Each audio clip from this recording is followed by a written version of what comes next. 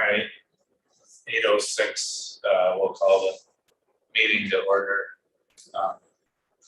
Start with our mission statement. Lewis County Economic Development through its board, the IDA, its brand, Natural Lewis, are championing the growth of a community where people want to live, work, build business, and play.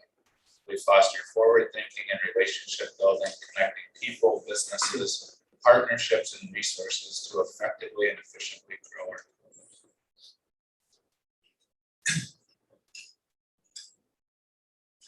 And so first,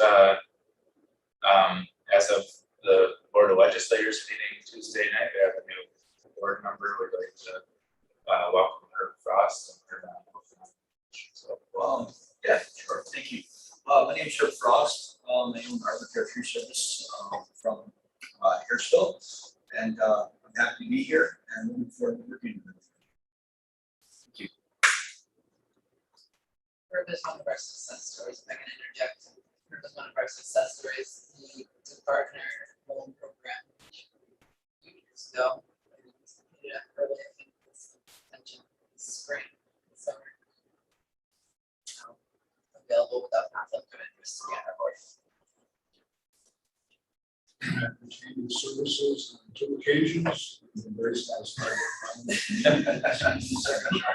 Most of the trees that we asked you to cut down were actually on my property.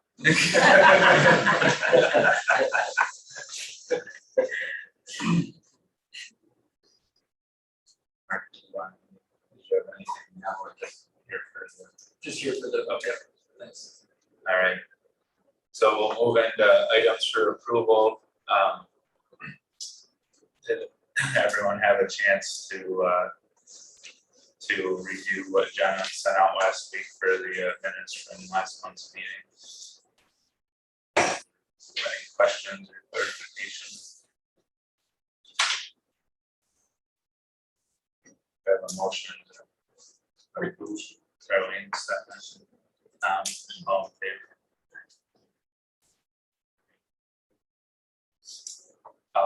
August financial reports. Yes. Well, I think we should switch around the finance committee report in the future because I feel like I steal Tom's thunder when I put on the financials. The finance committee did have a chance to review these this month, and I guess just a couple notables on the balance sheet. You see $135,000 coming out of our checking / savings and into other current assets. That's the rumor we purchased for storage on the installment, the installment sale program. And then down under liabilities, accounts payable is up a bit. We had the bill from Bowers for our audit, $6,500. That just roll over into the next month. Those are the notables there. Otherwise, pretty quiet. The profit and loss, again, pretty quiet. The only notable again is Bowers down under expenses, agency expense. See that's up a bit. That's the factor from Bowers going through. And the see payroll expenses is down because Brittany being on leave for a couple months. Most of her salary was paid by agent leave. So if we want to save money, I guess one of us can do it. Any questions on the financials? Right. If there's no questions, we have a motion to approve. Second. Caroline, any discussion? All in favor? All right. Do we have Ron's not here yet? Right. So we're good, but I didn't know that we no.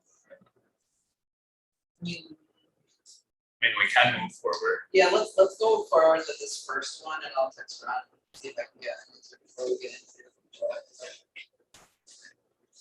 So the next item is something we are seeing more and more of as more of these solar projects come to fruition, but this is a project in Denmark, actually two sister projects that have already been approved through our process, but are now being transferred to a different entity. So all of the pilot benefits that were negotiated for this project are simply transferred to the new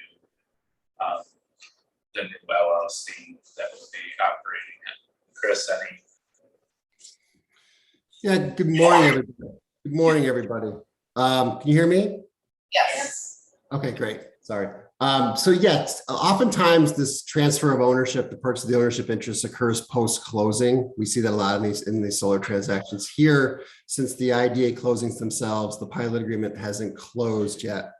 It's a little unusual. But from my standpoint, all that's happening is there's a new ownership interest in the project itself. They did provide an updated application for both of the projects, they being GSPP, who I've worked for quite a bit, with quite a bit on the other side, obviously. So there were some updates to the application itself, but the project remains the same. In terms of the project costs, they have increased a bit, but not enough to trigger a new public hearing for the project. The amount of financial assistance that we provided by the IDA and for each of the deals doesn't go over $100,000 more. So a new public hearing wouldn't be required from my standpoint. So go ahead. Somebody have a question? No, I think we're all. Oh, sorry. I thought I heard somebody. So what these resolutions, they're just supplementing the original approving resolutions that were adopted back in September 2020 to move forward with the projects with the new ownership structure. So when we would close these deals, instead of with the original LLC created by Omni and Navitas, it would be with the new LLCs created by GSPP. So that's the 30,000 foot. Any questions for Chris? Chris, this is Kevin McCardle. I emailed you about it just to ask. I drafted up an assignment agreement, basically assigning the benefits from one LLC to another. Does that make sense to you? I was trying to figure out a way to show the transfer. Yeah, that's a good question, Kevin. I think typically, like when we have the ownership structure change after the fact, meaning after the IDA closings happen, then we typically would use some type of assignment and consent agreement whereby the IDA would bless the sale of the ownership interest and say that, no, okay, you're now party to the original agreements. I think here we wouldn't get involved in that part of it because the ownership sale was between the parties and the IDA doesn't need to be involved in that part, since the IDA closings haven't happened yet. So from my standpoint, I don't think we need that. We don't need an assignment or anything, is that what you're saying? Yes, I don't think we need one. Jen, I don't know if you had a chance to link the approved resolutions that I sent this morning over to me. It should be in your email, at least. It's a supplement to the approving resolution. It's just what the resolution are moving forward.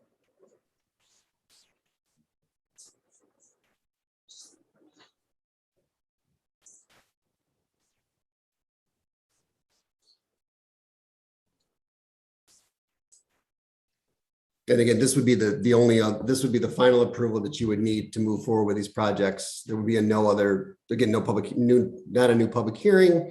You wouldn't need any further resolutions from this board to close the projects down the road. Good news is this means that they're right. Why? The project costs have gone up. Oh, I think the building costs have gone up. Yeah, and you right, I knew that. right, and usually when GPS comes on board buying the ownership interest, they are looking to close and move forward. So that's a good thing in terms of closing these and the IDA receiving, administrative fees for each of these. Always a good thing. Yeah, I think they wanted to start construction like last week. Yeah. Right. So obviously I wanted to confirm with Cheyenne, but we would prepare the papers for this as we've done with the other solar transactions, if okay with the board.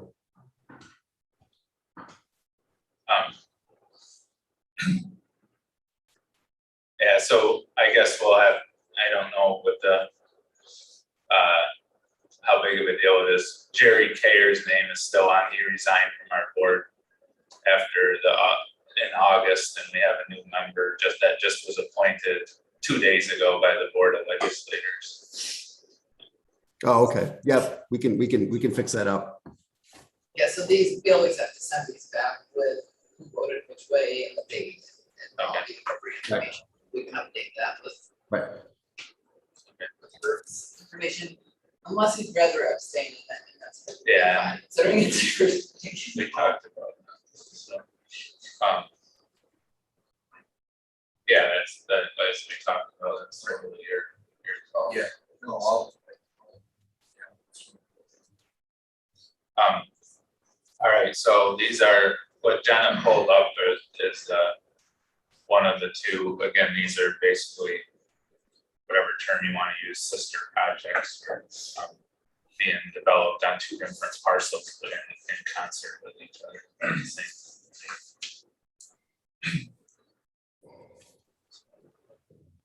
Are there any further questions? Any transfer to for construction, where's that? That's what Chris was saying was a little different, that this one was happening, Before. well, and prior to our closing of the actual pilot, so, but yeah, it seems like there's, these companies really specialize in either the development phase and or development, construction, and then operation, so it seems like there's more specialization in who pushes what part of the process. Right.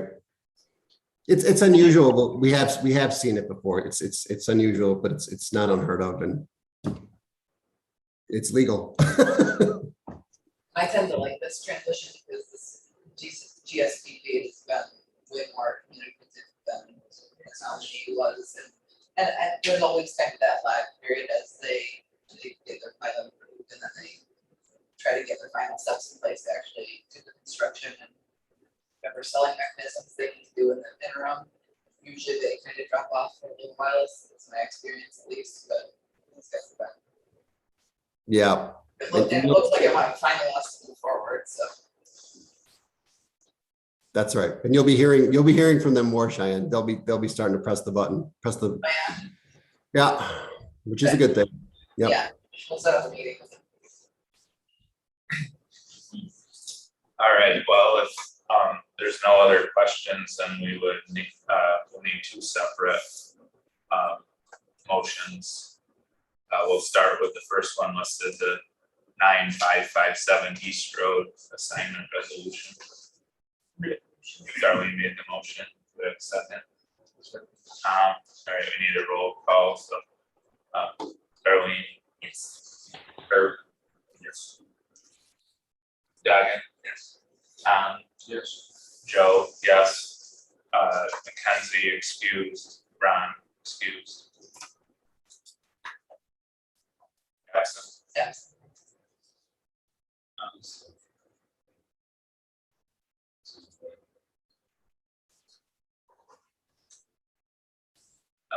All right, so that was the first one, so repeat for the process for, now we're at 9605 East Road assignment resolution. Motion, Darlene. Second. Hagen. Any discussion? I would comment this transfer occurs on almost all of them, the ones I've been involved in. So it's just a timing issue. It's pretty much standard procedure. Thank you. Roll call, Darlene. Yes. First. Dagen. Tom. Yes. Joe, yes. Mackenzie excused. Ron excused. All right. Thank you for that, Chris. Anything else there or anything else for Chris? Thanks, Chris. No worries. I'll circle back with Cheyenne on moving these forward. Have a great day, everybody. Awesome. You too. Thanks. All right. Now moving on, the next is the Port Light and Portal project, which we discussed last month, which is the old Port Light and elementary school. Yeah, I think, Mark, if you want to introduce the project, you will be much more qualified than I will describing it. So, the elementary school is technically on East Main Street, but it abuts directly Lincoln Street and Fort Lyden. It's got an older portion of the building which abuts Lincoln Street. It's got a gymnasium that separates the two buildings, and then the newest part of the building is adjacent to the Black Building. So, my thought is, at a minimum, we're going to do this in 2 phases, potentially 3. The first phase will be the apartment renovations abutting Lincoln Street, where we would put parking in the front of the building, which is going to be grass. We would renovate 10 to 12 of the units to be situated for 55 and older housing. And that would be completed probably within about 6 months of the closing date, which is anticipated about 2 or 3 weeks away. There were some hiccups with the closing in regard to deeds not being filed and name changes with the school, which, speaking with my attorney, it's not unusual. The school, I think, always thinks it's going to be there forever. So they weren't really interested in filing deeds and documents appropriately when name changes occur. So they're just cleaning all of that up. We were supposed to close, I think, this week, but it's pushed back up. So that is the initial stage of the project where the bank financing has been approved. We're just waiting on closing. Any questions on that part? And that's essentially what the application. Correct. For incentives is. Correct. Right. So we reviewed this at finance committee as well, and you're applying for a pilot for reporting tax exemption, which is about 1% of the cost of the project, and the cost of the mortgage file, and that is his tax exemption for the construction costs on that. Correct. So the finance committee did have a chance to review this, and I did update the cost benefit that we reviewed in association with it. There had been a question on the assessed value, like the current taxation that could have come in without this project.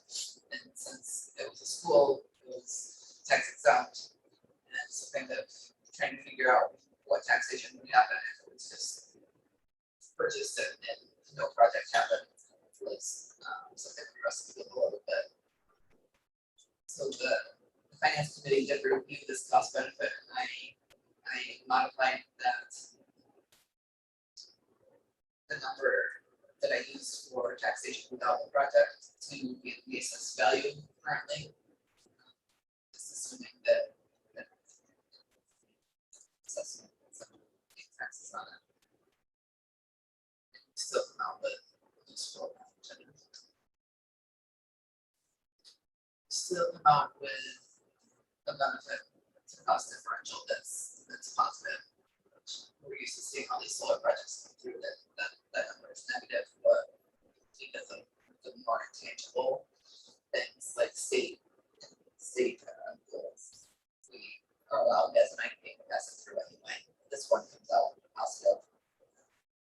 Yeah, it also has a lot of intangibles of planning out the strategic plan and project. Mark, do you want to describe the phase 2, phase 3? Sure, and if I can just begin, how did you get the initial assessed value? Initial assessed value, that's what it's assessed at right now. Okay. And what's that number? 299,000. Okay. 299.8. And then I was very conservative on once the project is, this phase is completed, with the assessed value being 500,000. Sure. I talked about that. Understood. Right. There's no comps, so that's an issue. Right. Okay. Exactly. Phase 2 is going to be the renovation of the back portion of the building, specifically the second floor.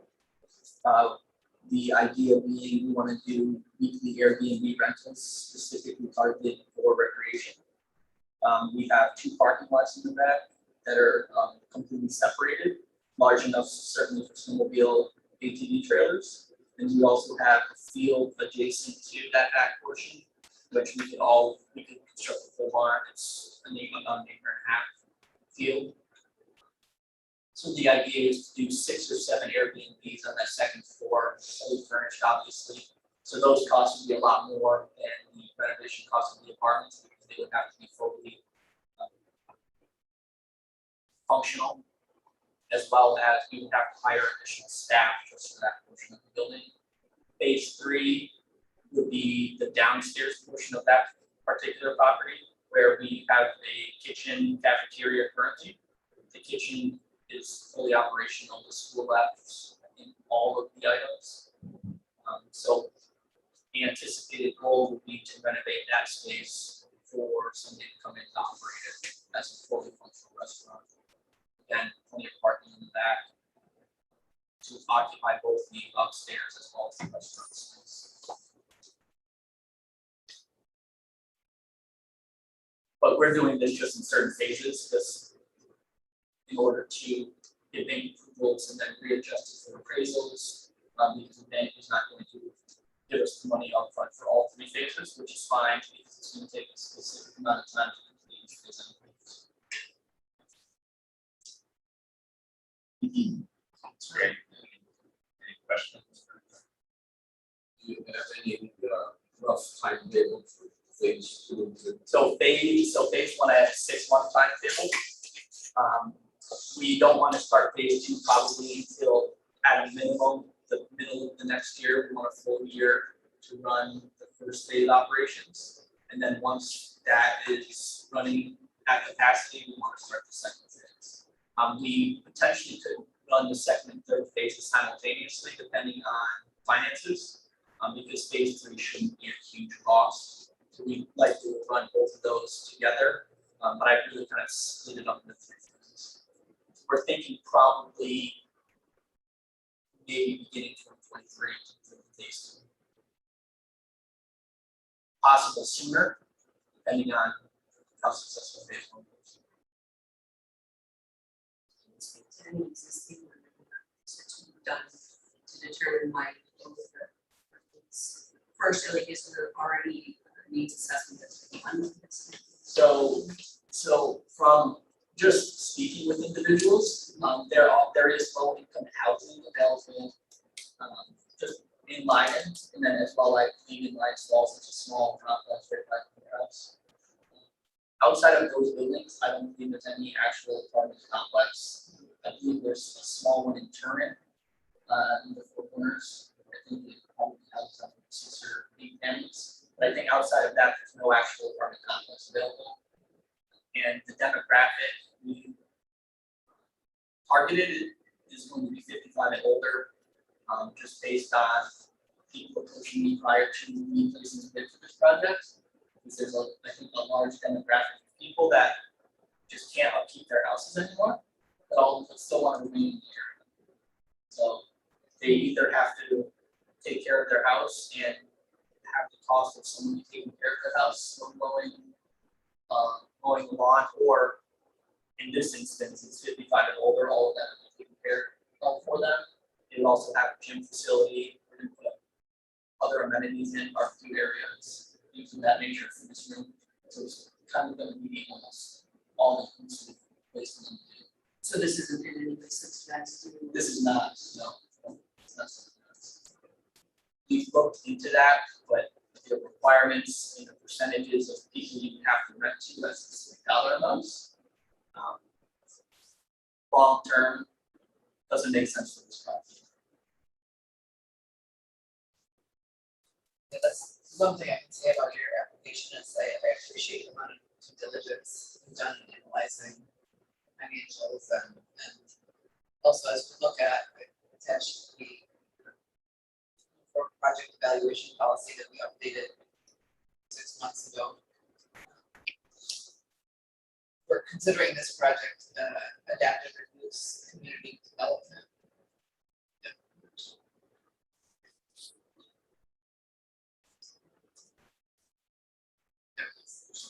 The material terms we suggest that we evaluate on these are private sector investment, which Mark's done a great job there. Retaining or creating jobs, and phase one only says it's gonna create one job. But it's more than zero. Labor construction, we're seeing that we could source materials. Yeah, I think on the application, I said 90%, just in the odd event.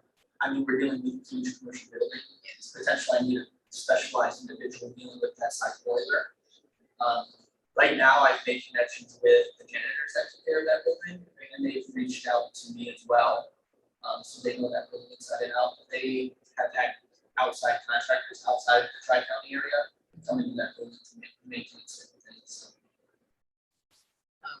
The increase in property value, we're showing the increase in revenue to local tax jurisdictions, which in this case is pretty easy because zero tax revenue before.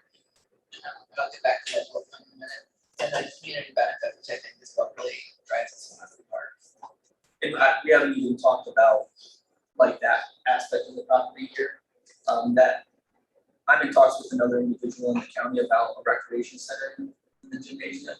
I'm not going to create anything initially because my time is going to be spent on phase one. But over time, we want to keep that gym facility open for the kids throughout the year to utilize that facility. The primary goal was to do free if I use an outside individual and maybe at a low cost, but we want to keep that building open to the community. I did meet with the taxing entities yesterday. By state law, state mandate, and as we consider a pilot, the pilot proceeds will be split up amongst taxing jurisdictions according to their tax rates. So, upping it, their tax rates, that's get a percentage that would go to each tax entity. Sorry to interrupt, but could you pull up the cost benefit again? Because I wanted to bring that up for her and everyone's benefit, but at the very top. So you can see here, we often talk about, and we get questions about how pilots are split up. To Cheyenne's point, that we can see here the tax rates for the three affected entities. Then, well, actually, there's kind of four here, right? Because the counties. Yeah, the county before. Right, the county and town is rolled in, because there's a village involved here. Oftentimes when we're dealing with a solar project or something, there's not a village involved, it's just the town, county, and school district. But when we get these questions about how the pilot money gets divvied up, it's based on the percentages of those three numbers there out of the taxes. Unless there's special exemptions, right? But through our uniform tax exemption policy, it would follow. Yeah, the only way that we can deviate from that is if all of the taxing entities were to agree on an alternative split, which is the forum we kind of opened up to the taxing entities yesterday.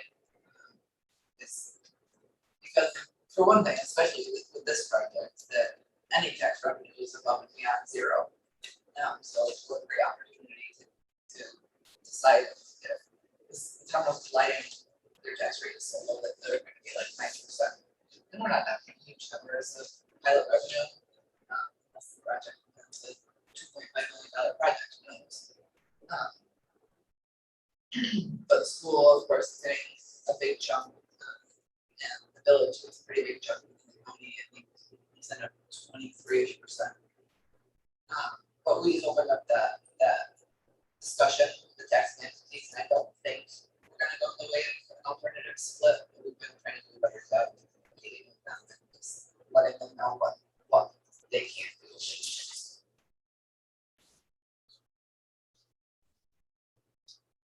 So on the IDA front, what we're looking for today is obviously this project, getting the board familiar with it. So as we think about moving forward with incentives, we're well versed in what the project is, and of course, feel free to look at the application. but what we're looking for is a resolution to set a public hearing on the IDA providing incentives for the project. And then we have another item related to the project to get into after that. Do you want to start with the public hearing? Yeah, let's do that. Okay, so again, this isn't a final approval for the project, this is our stages in the effort, and just approval to go ahead with the public hearing. Is that the one that's printed? Yes. So the one that Kevin handed out here. So we would need a motion to adopt this resolution for the public hearing related to Fort Light and Port Oils. Second. Or any comments, discussion? All right, roll call. Darlene. Herb. Yes. Diane. Tom. Joe, yes. Mackenzie, excuse. Ron, excuse.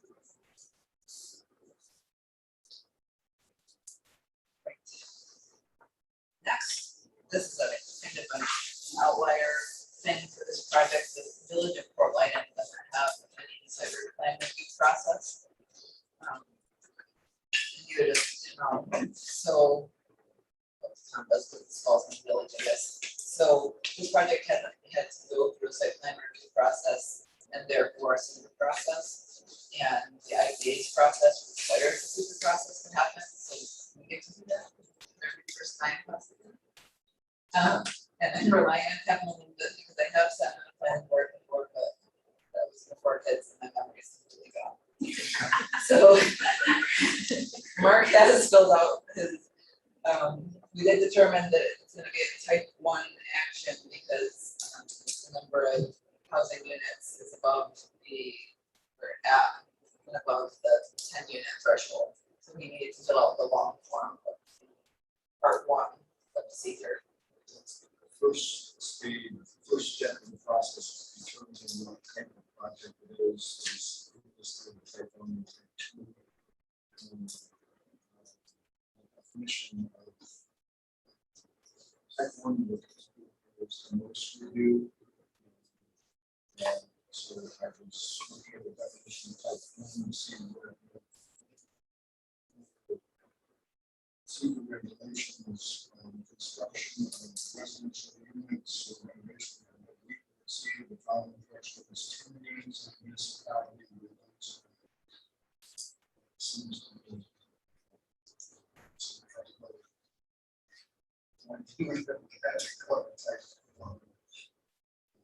so that's why Sharon is asking in order to change the short form AF to the long form AF.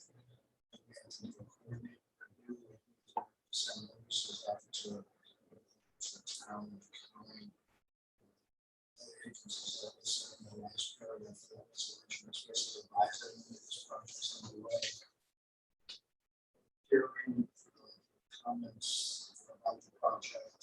I hope the two at the same time.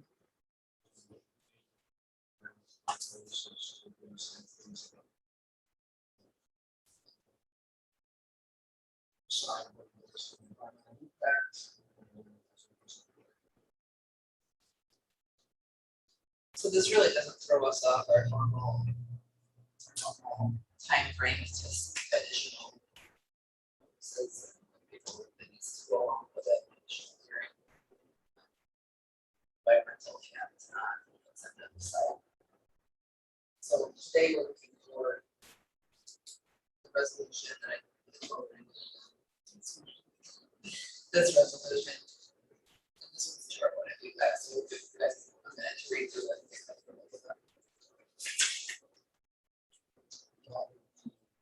To summarize what the idea is determined that it's a type 1 action.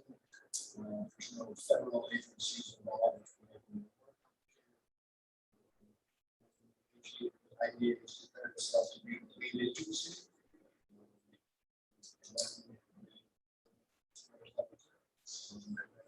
last paragraph talks about this notice of the public hearing. Specific notice, not just the notice in the newspaper. So we have to send it to the village and town and county. Also the for ag and markets and environment, conservation, parks and recreation. Theoretically, can check to make sure that it's not in some sort of special protected classified areas. It's not the river, so we see the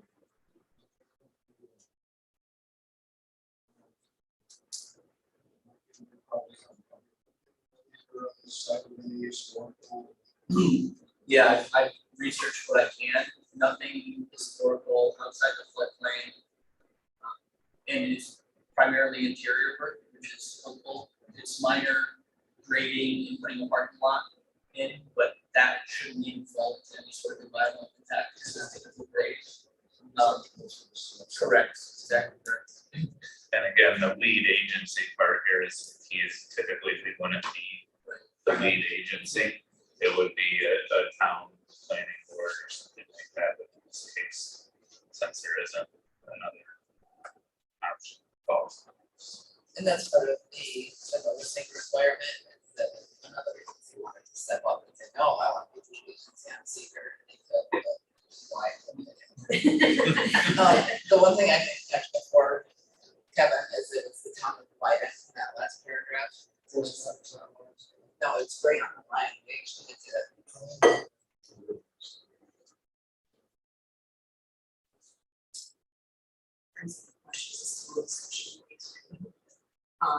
Just having spent most of my education thinking about asbestos abatement, is that So from the asbestos, the lead to me in the building is only wrapped on pipes. On visual inspection of the tiles, they're not the right size for the asbestos. I believe asbestos tiles may be 9x9 tiles, and they're foot tiles, so they don't appear to be asbestos related. So it's believed that the pipes potentially will be wrapped in it, but we are not disturbing them, so we don't have to worry about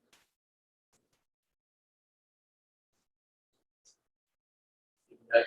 It's Southwest spent a lot of money removing asbestos from all the buildings. So I didn't know what type of renovation makes sense. do you remember the year that was done? I do not. Do we need a roll call on this one, Kevin? All right. So, are there any other questions here?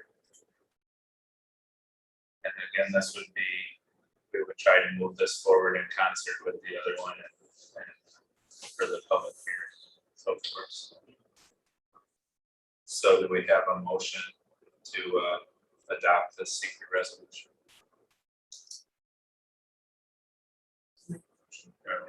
A second. Or, any discussion? All in favor? Motion carries. So is that it for? That's it. Okay. All right. Try to, we'll keep you abreast of when the periods are gonna be hard and.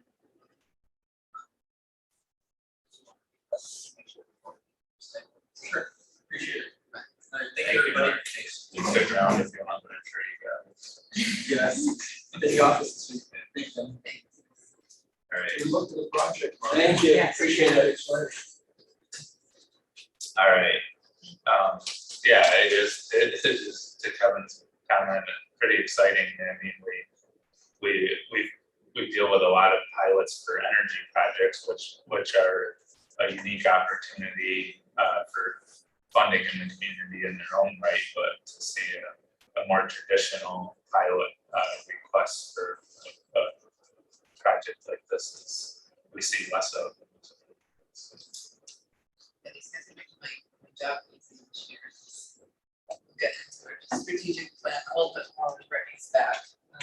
But especially as I get to the executive director's report, which is still not calling it that, Brittany's out. So I just wanted to, everybody knows, but Mark is the chief of notice of return. I'm sure that you were aware of that. It's one of the prosecutes most of the major problems in the county. So it's interesting to hear him say that they refer to his lawyer because he does do real estate and that kind of thing. There's criminal insight now, and there's a town judge who's signed in my town. Always super prepared, excellent lawyer.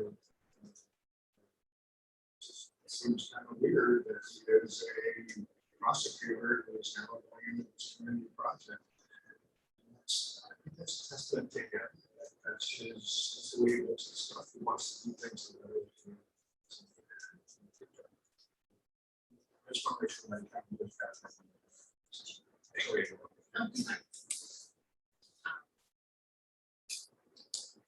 So what I was saying is in terms of our strategic plan, that project fits in perfectly. We've been wanting to do more kind of homegrown grassroots kind of pilots, and maybe not as opposed to the solar pilots, but we really want to incentivize the little guys and kind of bring up some projects that are maybe smaller and be a great community benefit. So I didn't have to seek that one out.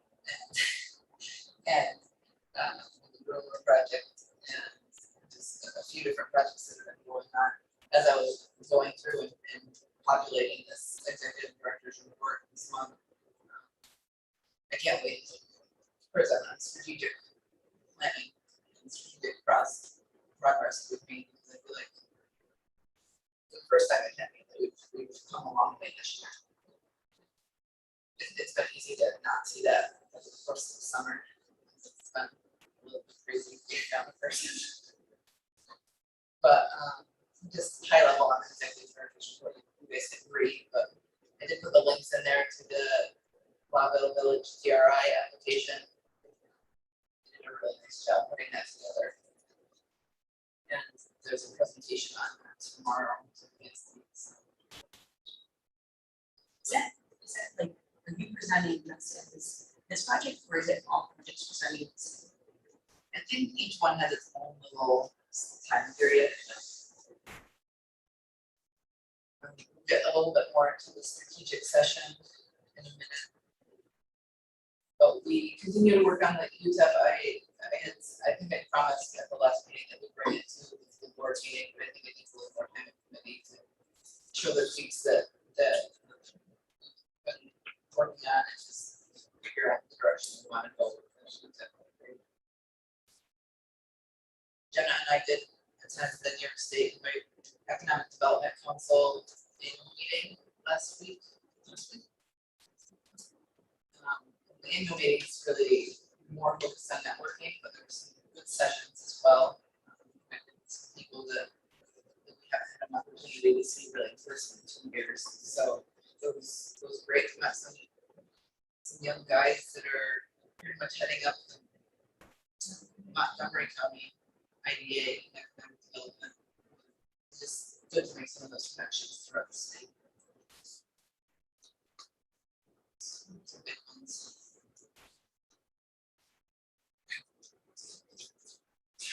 Communication with some businesses. Yep, and if anybody is thinking of LCDC related under that kind of development, heading for sure. Trying to get more involved with the project. Lions Falls Mill site, our DCI has been there for the past couple of weeks, cleaning up brush and some grading, various things that everyone else in these listed now. It's looking awesome. It's awesome. So hopefully,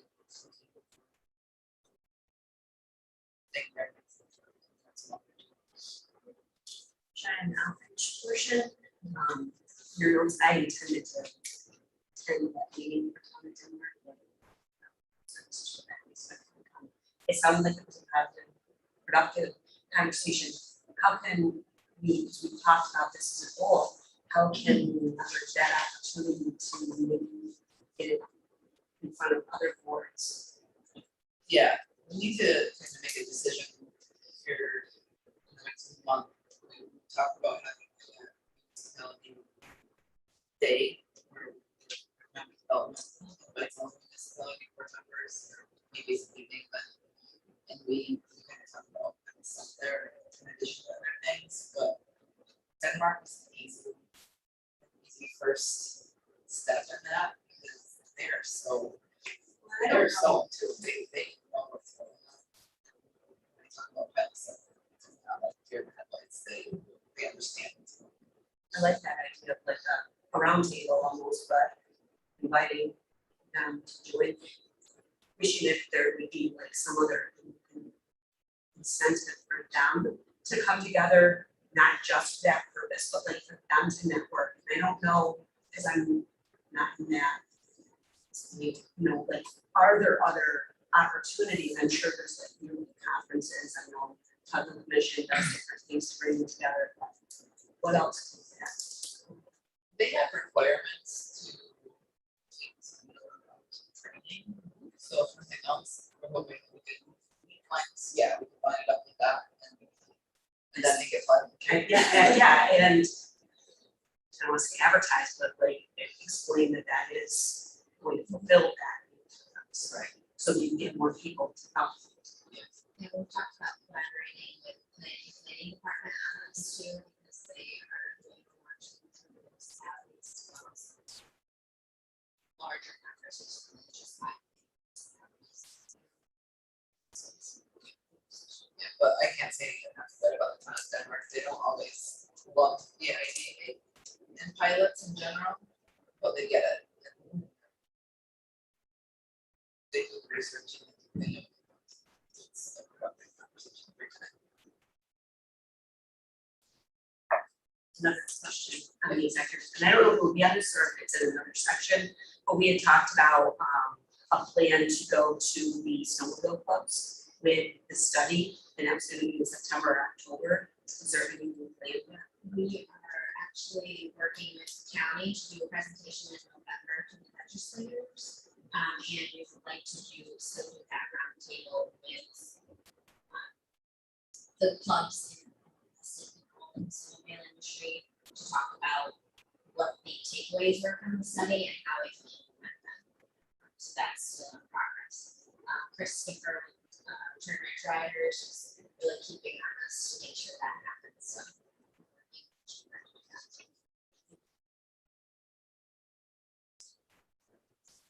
Any other questions?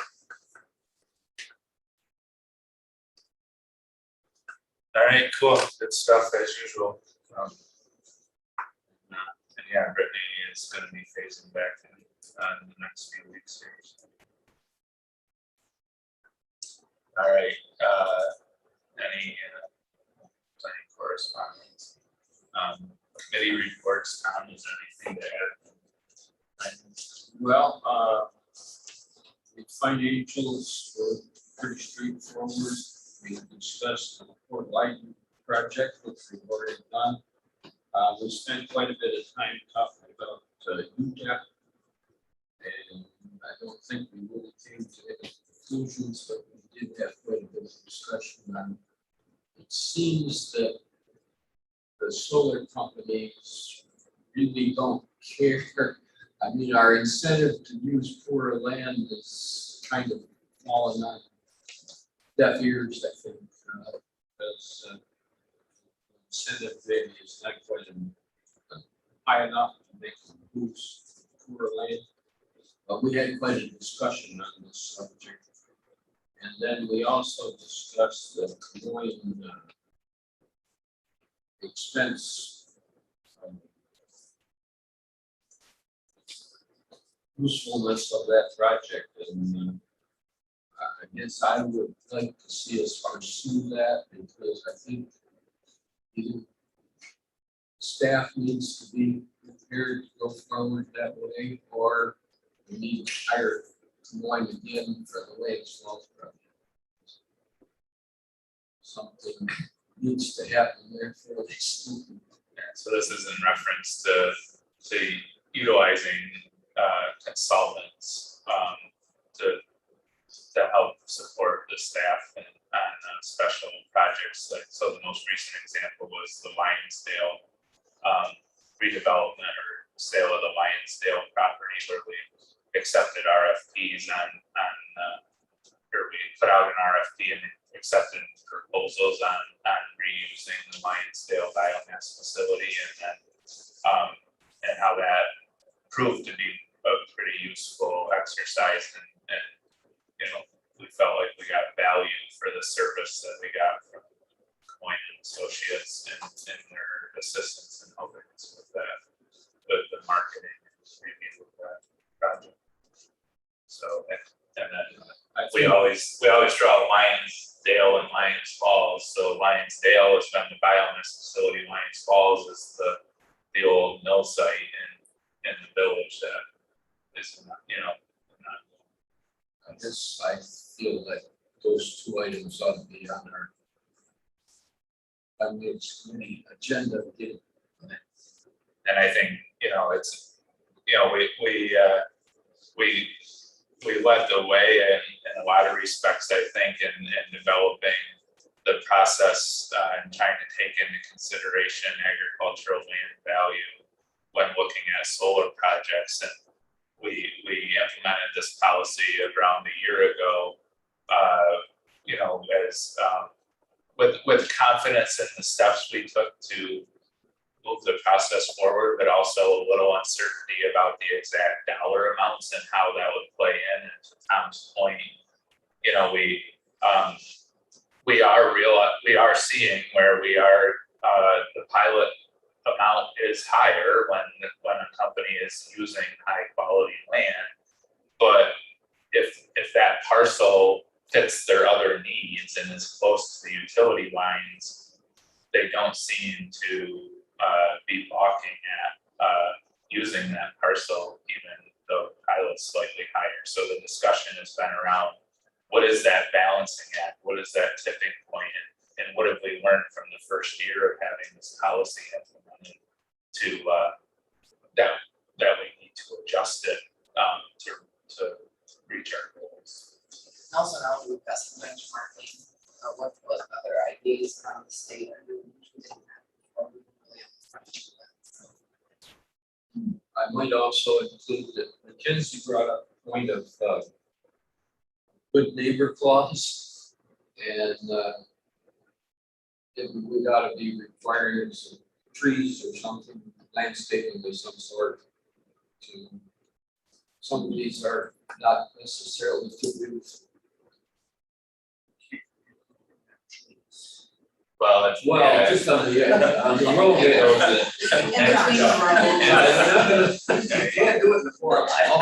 And the county has been really on the forward edge of this too, with the planning department and providing townships with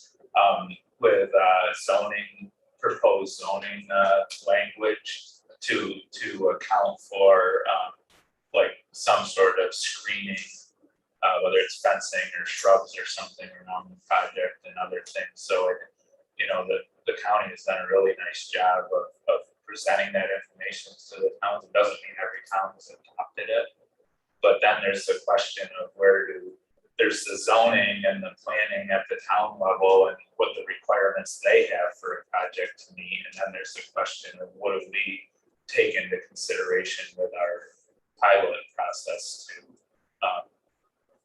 also take some of those issues into consideration.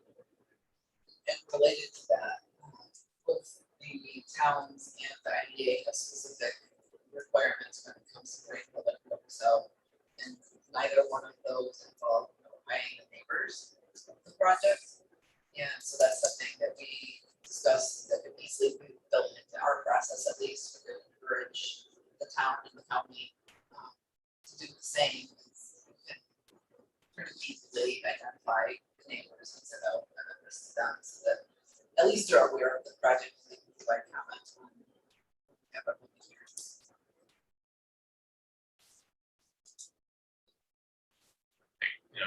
Still a lot of work to do, but good stuff and moving in a good direction. Keep working it through many until we're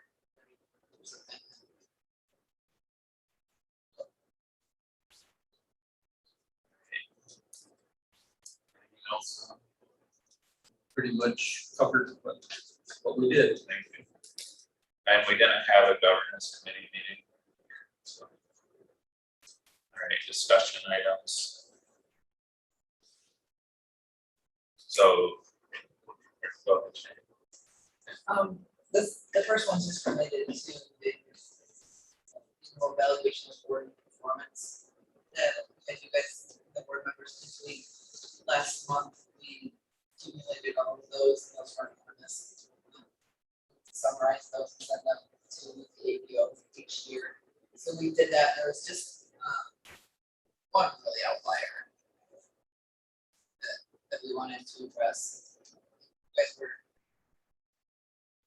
pretty happy, satisfied, and we're comfortable on these items, but we did want to at least talk about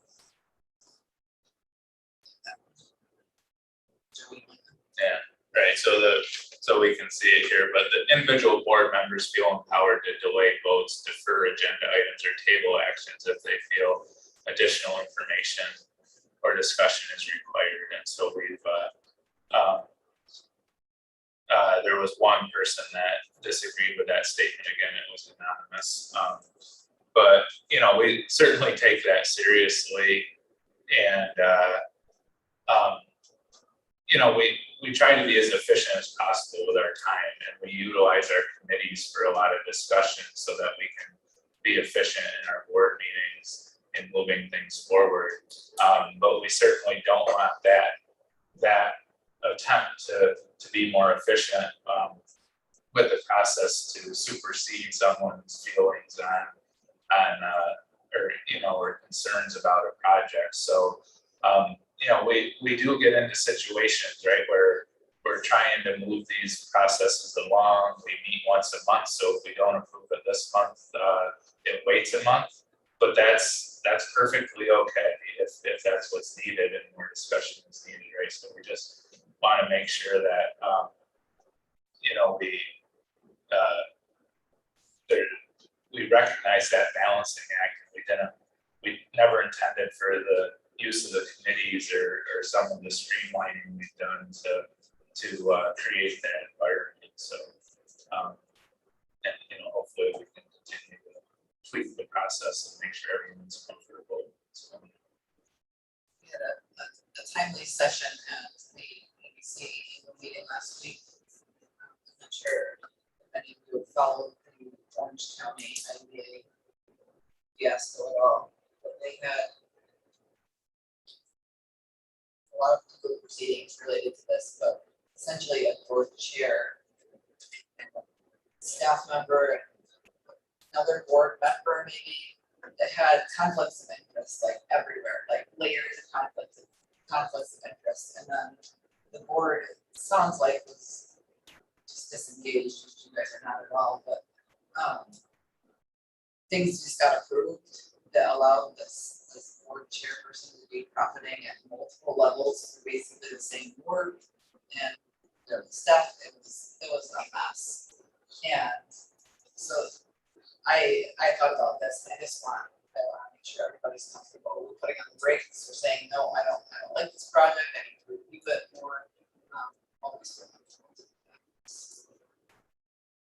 And again, we you know, it's a balancing act, right? Because if we go back a couple years and we're having 2.5 or 3 hour board meetings and board members were unhappy about that, and it was there was a challenge there as well, and that was where the idea came from, that we can utilize at that point we really weren't utilizing our committees for much at all, and so we thought we can utilize our time better and bring a recommendation forward, and we certainly, you know, so we want to value the committee's recommendation, but also make sure that everyone has, you know, feels empowered to bring up any restoration.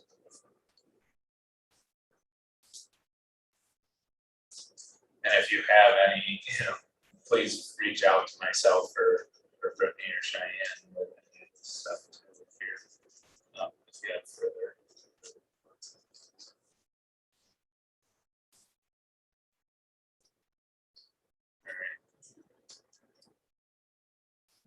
So we just wanted to take the rest of, not the rest of the time, but to go through the agenda for our joint strategic planning session on October 19th.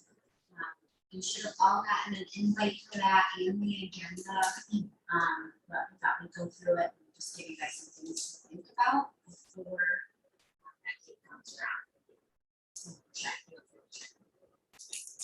So it is gonna be 3 hours from 8 to 11.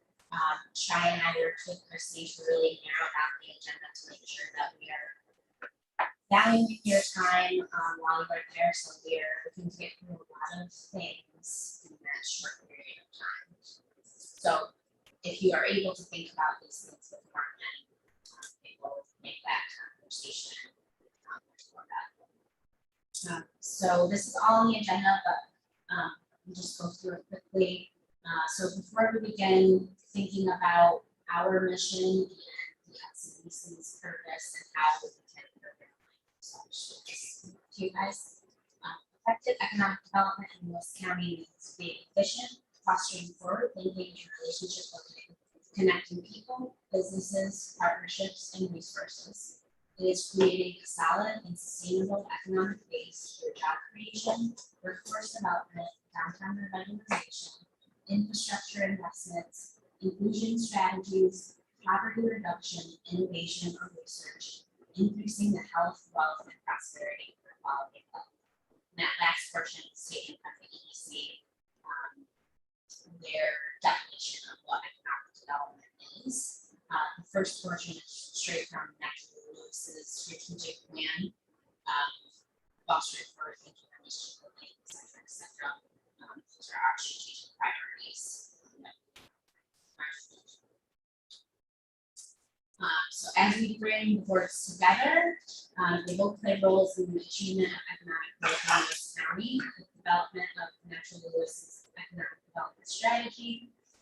We can now look at the best use of each of these boards in carrying out effective and efficient decision making and planning oversight for strategic development of our counties. Building strong understanding of both the strengths and legal limitations of each board will help all of us to reduce any duplications or confusions about roles and functions each board can play in making this county successful. So this was also included in that packet. And this is just legal allowable uses of IDAs versus LDCs. I'll let you guys look through that as well. I think Cheyenne and I, as we look through, we're surprised by a couple of things that I think we'll bring up during this session as well. But I think this really outlines what we can do as each entity, so how we can align with those things as well. Questions, maybe we can pass here. Feel free to chime in if you'd like, but again, just things to think about. Yeah, this is a really helpful visual, and I think, for as a reference point as well, there's different counties where there's IDAs and LDCs under one umbrella or with the same executive director. Jefferson County is an example. I'm not saying that that's where we're going here. I mean, the IDA has provided support to the LCDC over the years, and by my evaluation, the LCDC has done just incredible work with basically nothing. I mean, they took on the Lions Falls Mill project, and that's been their flagship, and with a few other things as well, and just scrapping away for years at getting grant money and moving these things forward, and we're finally seeing the success of some of that. So this, we've been talking for a few years about that there's synergies here, and there's reasons that other counties have both under the one umbrella, because there's different tools that can be used by one and not by the other, and this highlights that very well. So I don't know if we have a proposed structure going forward, other than we've had good relationship. We've had collaboration. IDA's provided some administrative support for the LCDC and just thinking moving forward about how we can be more strategic and efficient and how this fits into the strategic planning we did a year ago and strategic planning that LCDC's been doing more recently. That there's opportunities here to make sure that we're not overlapping and utilizing both entities' resources to invest. It's conduit debt. Oh, is that the same thing? How does the LCDC get funded? So Larry, Because they don't. for reference, Larry's been very involved with LCDC over the years, so. Larry just stepped down as president of the LCDC after years. Larry, did you take the reins on that? It's 2008. Yeah. Anyway, it's the only funding that the LCDC is part of the reason why I stepped down.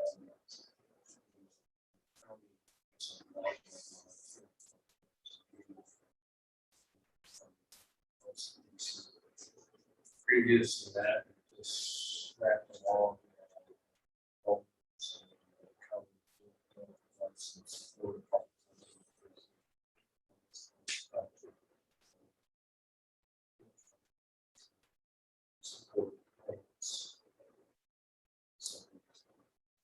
So,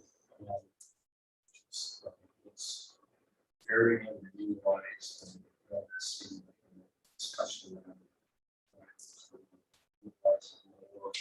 combining IDAs or a lot of things that LCDCs can do. Or how some can't do, so it's encouraging. And just another point of reference is this is where a lot of the discussion came from when we were working through the idea of a community development fund related to income from the large scale energy projects, and that the LCDC becoming a partner and a home for an administrator of that funding that will be coming in through the number 3 wind project and hopefully more going forward. So that was another discussion point of, we want this fund, we want to be able to have this money utilized across the county for these sort of projects. And it's also an opportunity to empower the LCDC a little bit with having some funds instead of being constantly at just squeaking along.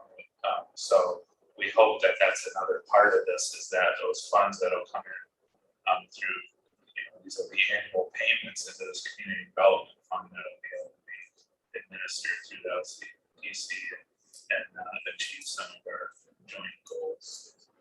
Economic development is in general, we can be more strategic with this thing that the IDA is doing, just because more or less just because they had a staff and or because we had some pilot money coming in, so we were able to do some things with some of those things might make more sense than the LCDC's having, and just have the tools really fire and we can be more strategic about what we.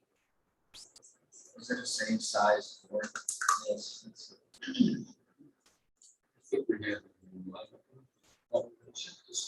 somewhere in that range. I think we're part of it's really good. Stuff about this information.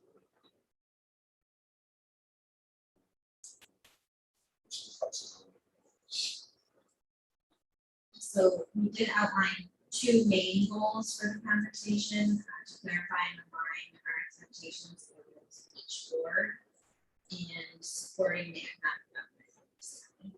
And then also to increase mutual understanding, which I think we're gonna say this a lot, because we don't really know what one board does versus the other. So bringing us together, I think will help to understand each board's focus as it needs stabilizing industry. Those are the two main goals there, and then, this is the most important part, it's just some things to think about, prior to that session. Think about a time when this board has been most effective and a time when strategic discussions and decisions are focused on advancing the Lewis County economy in an effective, meaningful, and sustainable way. And what were the focus areas in that discussion? And what was the value added of that being a board level discussion in that decision-making process? So those are kind of the key things to think about and bring those ideas into that conversation. With her chat as well. And Christy is also on the LCDC board, so this is an important conversation for her as well, and thinking about her role as a board member and how she can have more clarity as well. So that's her being of the facilitator mindset, I think will be very beneficial. Who's this chair? Who's your first? Christy that did our strategic Oh, okay, planning got it. session. Oh, she's gonna be there? Yeah, so she's on the, She's Facilitating it? Oh, okay. and she's on the LCDC board. Okay. She's volunteered her time. Oh, that's nice. Yeah, yes, he's super excited about this. Finally, big unsettled, project, being able to launch exactly into development. And what else wants to do. Questions on the session as a whole that we can answer prior to together?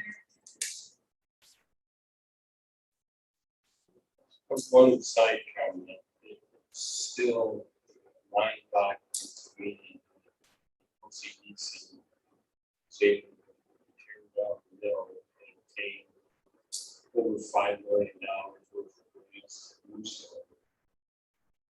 Basically.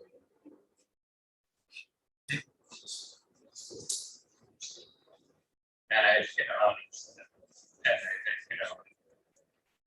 I think it's not a reach to say that that could still be a real blight on Lions Falls. 2 decades after it closed, if it wasn't for that, the efforts of, because I don't know of any other entity in the county that would have taken it on or been able to. We could be facing what other communities face and just falling down brownfield, structures on a brownfield site. It's taken a lot of money, but it also took a group that had, that to shepherd it along.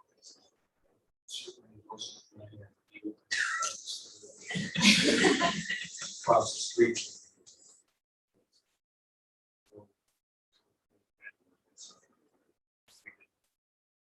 But I bring it up just because to show tension that's out there.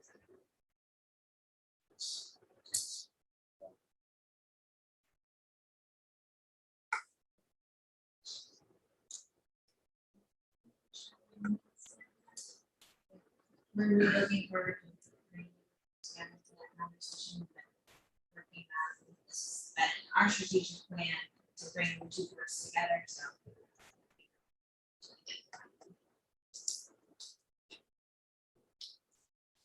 All right, anything else? Okay. Just know, next meeting dates, on the bottom of the agenda. And appreciate everyone's time. Do I have a motion to close the meeting? Darlene, second. Dagan, all in favor? Meeting adjourned. Thank you, everyone. There's no problem. No. governance.